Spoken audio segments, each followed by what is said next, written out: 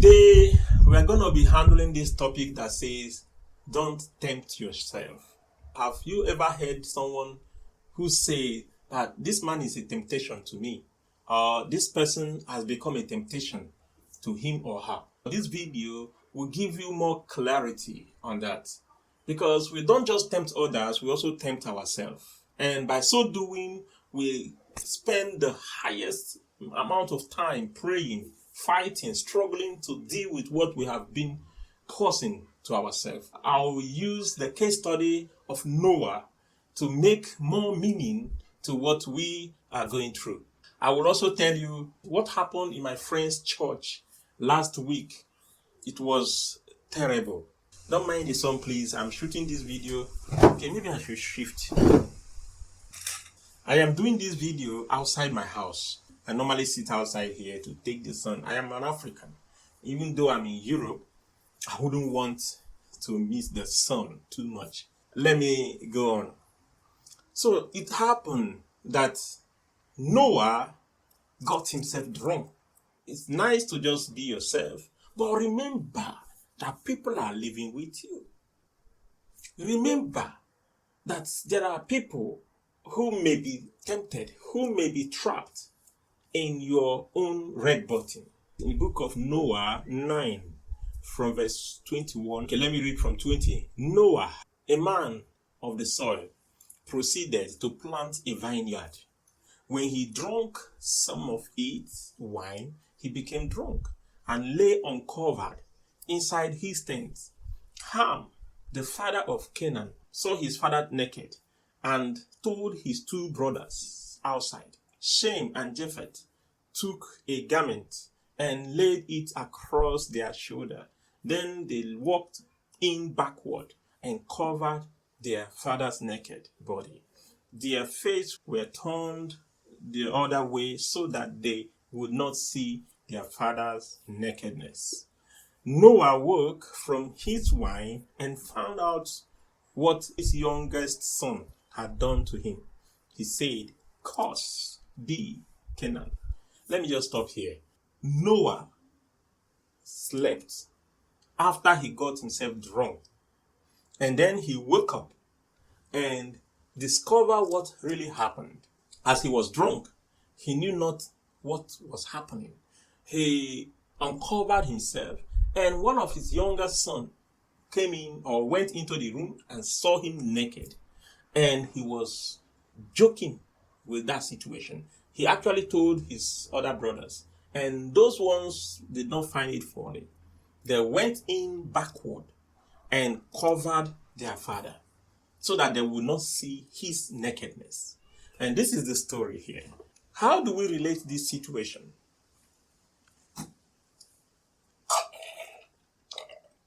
Noah had so many issues. He had issue of temper, I think. Because you wouldn't just wake up because of what you heard and lay curse.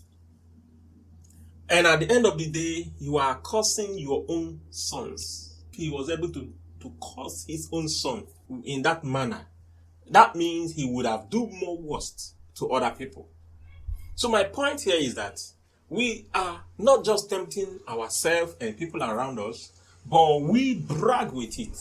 We mismanage, sorry for the noise, we mismanage the power of God in our life. I heard a story last time in my friend's church, and it was a couple. Another lady, by trust, told this man's wife a certain story, a confidential narration story that she only wants two of them to handle. The woman told her husband, and her husband also conveyed the story to the senior pastor, and the senior pastor used it wrongly. This becomes an issue. At the end of the day, this one tell this one confidentially, this one told this one confidentially, another one told the other one confidentially, and they tempt each other. Drama that is coming out of this case now is touching. I was there and I never knew what to say. I was only asking them for forgiveness. I was asking all of them to apologize to each other until I read them this story. What I'm just saying in this video is almost what I did in that place. So, Noah released the curse. And do you know that that curse actually worked according to the scripture? And the worst part of it is that the people who got affected by that curse becomes the people who were not aware of what really happened. Now, Noah cursed Canaan.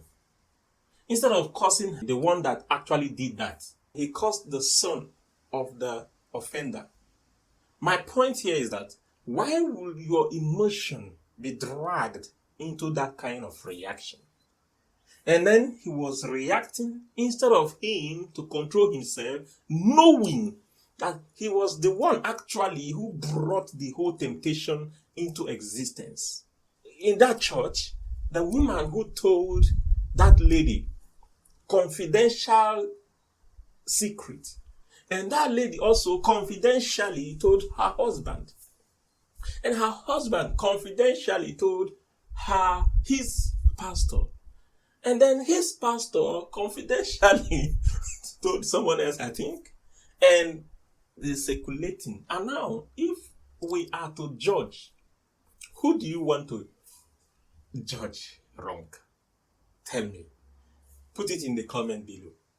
I want you to write something. Because whatsoever you don't want anyone to hear, don't say it at all. Don't say it. Don't tempt that person. Because the woman who wants to convey the message to her husband is her. And look at it the other way around. The man too want to convey the message to the pastor. How do we deal with this kind of situation? The easiest way to deal with this kind of thing is to stop the source. Deal with the source of the situation.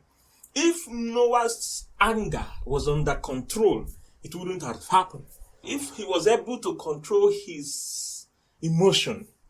Now, second, if he hadn't drunk, it wouldn't have happened. Or if you drink and cover yourself very well, it wouldn't have happened. Another way to handle such a thing is, if as you gave some teaching to your sons, to people around you, if something like this happened, this is the way to do it.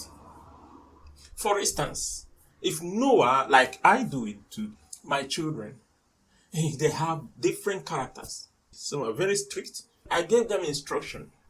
If anyone fight in this house, this is the way it is gonna be. If I have visitors, this is the way we have to behave. If it's night, this is the way we must behave. So I gave my children a certain rules and regulations. Anything I haven't taught them before is my fault. So if Noah had done that before, that maybe would have prevented that boy from making jest or making joke out of their father's naked. If Noah, then maybe they just only wear, I don't know, that kind of clothes that they do wear then. But till today, we are still a problem to each other. I was walking the other day, and another man was looking at another woman. And guess what? The woman that he was looking at was half dressed. And now, who is tempting each other here? The woman that was half dressed. And that woman will be looking at that man as, you are a lost person. See the way you are looking at me. Don't tempt yourself and the people around you. Take it home. I don't want this video to be too long. Take it home, digest it, and make it better for yourself and for people around you. Don't tempt anyone. Like Noah tempted his children. And the result, we are still going through it till today. I don't want people to tempt me. At the end of the day, we have to know that our life is in the hand of each other. And the more you control yourself, other people control themselves, we will actually have a very nice time with each other. Minimize the risk you are putting on others. And also because it will bounce to them and bounce back to you. Don't tempt yourself. Likewise, don't tempt others. If you are dressing up, dress at least normal, knowing that you might be a temptation to others. And except if you are not after the reaction you will get, okay?